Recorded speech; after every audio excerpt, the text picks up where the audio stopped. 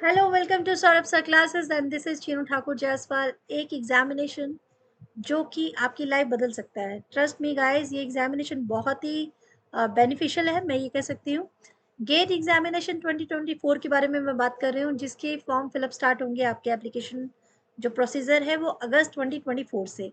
लेकिन अगर मैं आपको ये बात जुलाई में बताऊंगी तो आपके लिए कैसे ये बेनिफिट देगी, अभी बताएंगे तो ही तो आप प्रिपरेशन स्टार्ट करोगे। अब आप ये समझो कि गेट एग्जामिनेशंस जो सिर्फ पहले जो साइंस स्ट्रीम के स्टूडेंट्स होते थे या फिर जो मैथ्स या कॉमर्स के स्टूडेंट होते थे, तो वो ग्रेजुएशन कर रहे होते थे। बीएससी के जो स्टूडेंट होते थे मेनली वही दे पाते थे। बट अब क्या फ़ायदा हो गया है, अब आप भी दे सकते हैं। अगर आप ह्यूमैनिटीज़ के स्टूडेंट हैं, इकोनॉमिक्स आप पढ़ते हैं, या फिर आप साइकोलॉजी पढ़ते हैं, सोशोलॉजी पढ़ते हैं, कुछ सब्जेक्ट जो हैं वो आपके एकदम बहुत फेवरेट है, आप आईआईटी में जाकर उसके आप पीएचडी उससे करना चाहते हैं, तो अब आपका ये ड्रीम भी एकदम अच्छे से पूरा हो सकता है। कैसे, चलिए मैं बताती हूँ। छोटे छोटे वीडियोस में ऐड कर रही हूँ। आज मैं बता रही हूँ एलिजिबिलिटी क्राइटेरिया, फिर मैं आपको बताऊंगी कि आप इससे रिलेटेड किस तरह से पेपर पैटर्न क्या आता है, सिलेबस क्या होता है, सारी चीज़ें डिस्कस करेंगे। बट आज सिर्फ एलिजिबिलिटी क्राइटेरिया पे बात होगी, क्योंकि ये बहुत कंफ्यूजन वाला एक पॉइंट है, ठीक है ना।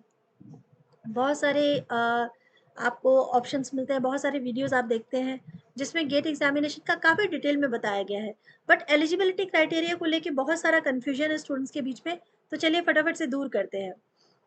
अगर मैं यहाँ गौर से देखूँ, एलिजिबिलिटी क्राइटेरिया फॉर ह्यूमैनिटीज़ में बता रही हूँ, यहाँ पर ये बात ही ह्यूमैनिटीज़ के लिए हो रही है, क्योंकि बीएससी वालों का तो क्लियर है कि अगर आप थर्ड ईयर में हैं, अगर आप थर्ड ईयर मतलब आपका क्वालिफाई कर चुके हैं, पास कर चुके हैं, तो भी अच्छी बात है। अगर आप थर्ड ईयर कर रहे हैं तो भी आप ये एप्लीकेशन फॉर्म फिलअप कर सकते हैं, ठीक है। बीएससी वालों को पता है, वो लोग दे चुके हैं।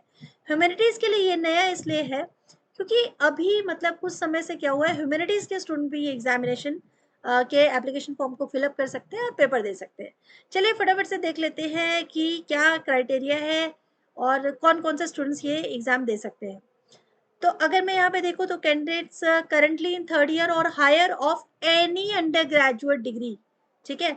अगर आप ह्यूमैनिटीज़ के भी स्टूडेंट हैं और किसी भी आप अंडर ग्रेजुएट कर रहे हैं, ठीक है, आप बीए के थर्ड ईयर में भी है समझिए, तो भी आप ये फॉर्म फिलअप कर दोगे। अगर आप इससे हायर डिग्री में हो, मास्टर्स कर रहे हो या कर चुके हो, तो भी आप ये फॉर्म फिलअप कर सकते हो, ठीक है। Candidates who have completed any government approved bachelor degree, any की बात हो गई है तब तो बात ही खत्म हो गई है ना। कोई भी बैचलर डिग्री, लेकिन अप्रूव होनी चाहिए किसी भी गवर्नमेंट यूनिवर्सिटी से, ठीक है। इंजीनियरिंग के लिए भी सेम बात है कि अप्रूव डिग्री आपके पास होनी चाहिए। आप टेक्नोलॉजी, साइंस, आर्किटेक्चर और ह्यूमैनिटीज, यानी सिर्फ पहले जो इंजीनियरिंग और टेक्नोलॉजी और साइंस से रिलेटेड रहता था, अब आप ह्यूमैनिटीज और आर्किटेक्चर दोनों में ही आप जाकर आईआईटी में बैठ सकते हैं, पढ़ाई कर सकते हैं, ठीक है।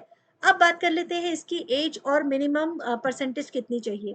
तो दोनों के लिए खुशखबरी है, कोई मिनिमम परसेंटेज की बात नहीं होती, यहाँ कोई मिनिमम परसेंटेज रिक्वायर्ड नहीं है।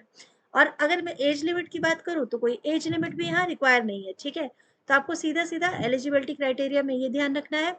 दूसरा, आप बस ये ध्यान रखिएगा कि जब आप फॉर्म फिलअप करेंगे, ठीक है, फॉर्म फिलअप करेंगे, फॉर्म कौन कौन फिलअप कर सकता है समझ में आ गया। अगर आप ग्रेजुएट कर रहे हैं, ग्रेजुएट कर चुके हैं, या उससे हायर अथॉरिटी की कोई डिग्री आपके पास है, but it should be a proper government, ठीक है ना।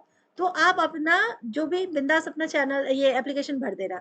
इंजीनियरिंग, टेक्नोलॉजी, साइंस, आर्किटेक्चर और ह्यूमैनिटीज़ में आप कहीं पे भी किसी भी आईआईटी में जाके अपनी स्टडी को कंप्लीट कर सकते हैं, बस उस आईआईटी में आपका सब्जेक्ट ज़रूर होना चाहिए, ठीक है। तो चलिए मिलते हैं नेक्स्ट वीडियो में। नेक्स्ट वीडियो में डिस्कस करेंगे हम सिलेबस के बारे में, इससे रिलेटेड जो जो सब्जेक्ट है उसका सिलेबस, ठीक है। आपको वीडियो कैसी लगी प्लीज़ आप मुझे कमेंट सेक्शन में ज़रूर बताइएगा, क्योंकि इससे मुझे ये क्लियर होगा कि कौन से स्टूडेंट हैं जिन्हें वाकई मदद की ज़रूरत है। Okay, thank you so much, bye bye and take care.